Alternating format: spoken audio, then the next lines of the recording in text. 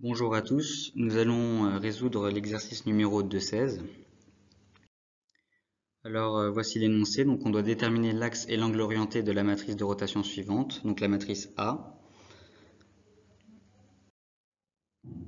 Alors pour commencer, nous allons démontrer que c'est une matrice de rotation. Il y a deux conditions à vérifier. La transposée de A fois A est égale à l'identité et que le déterminant de cette matrice A est égal à 1. Alors on calcule la transposée de A fois A. Après calcul, donc, on trouve que c'est égal à l'identité. Puis on calcule le déterminant de A en faisant un développement par ligne ou par colonne. Et on trouve bien 1 fois 1 moins 0 qui est égal à 1. Ainsi, A est donc une matrice de rotation par rapport à un axe R de coordonnées x, y, z que l'on va déterminer. Donc, l'axe de rotation va vérifier la relation A fois R est égal à R. C'est-à-dire que pour n'importe quel vecteur, si on lui applique la matrice A, ce vecteur va tourner d'un angle θ. Or, si on prend le vecteur de l'axe de la rotation, ce vecteur, si on lui applique la matrice A, va tourner sur lui-même. Et donc, ceci explique cette relation. Donc, cette égalité, on va l'écrire juste en dessous. Donc, on obtient un système. Donc, moins y est égal à x, moins z est égal à y et x égale z. Donc, ainsi, on a x égale moins y est égal à z. Ainsi, on en déduit que la droite D de coordonnées 1, moins 1, 1 est l'axe de rotation de la matrice A. On cherche maintenant l'angle de rotation.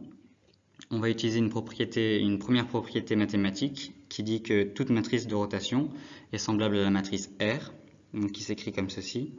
Donc avec θ l'angle de rotation. Et donc on en déduit que A, notre matrice de rotation, est semblable à cette matrice R.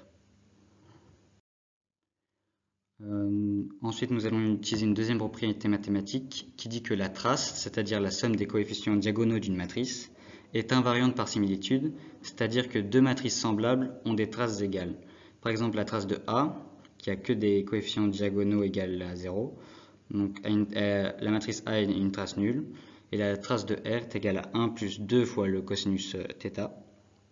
Ainsi, on a 0 est égal à 1 plus 2 fois cosinus θ, soit cos θ est égal à moins 1,5. Et donc, on a θ qui est égal à 2π sur 3 modulo 2π, ou θ qui est égal à moins 2π sur 3 modulo 2π. Donc, on va chercher à déterminer le signe de θ. Donc, en cherchant le signe de sinus θ, puisque θ change de signe quand sinus θ change de signe. On va poser déjà un premier vecteur u, le vecteur unitaire de la droite D. Donc, alors u est égal à 1 sur racine de 3 de 1, moins 1 et 1. Donc, on a divisé par la norme. Et ensuite, on va utiliser une troisième propriété mathématique qui dit que si x est un vecteur non collinéaire à u, alors le déterminant de ux et a fois le vecteur x a le même signe que sinus θ. Donc on va poser un vecteur x non collinéaire à u, par exemple le vecteur x1, 0, 0. Et on va déjà calculer a fois ce vecteur x, donc 1 fois la matrice 1, 0, 0, et on obtient la matrice 0, moins 1, 0. Donc on va calculer ce déterminant. Donc dans la première colonne, on peut voir le vecteur u, la deuxième colonne le vecteur x, et la troisième colonne le vecteur ax. On effectue ainsi un développement par ligne ici. Et donc on obtient, donc le moins devant est dû au fait que le moins 1 soit à la deuxième colonne et à la troisième colonne et la deuxième ligne. Et donc on obtient 1 fois 1 sur racine de 3 fois 0 moins 1 sur racine de 3 fois 1. Et on obtient donc moins 1 sur racine de 3. On en déduit que ce déterminant est donc négatif.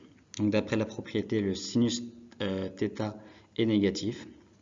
Donc θ est négatif. Et donc on choisit θ est égal à moins 2π sur 3 modulo 2π. Ainsi, A est donc la matrice de rotation d'axe 1, moins 1, 1, et donc θ moins 2π sur 3 modulo 2π.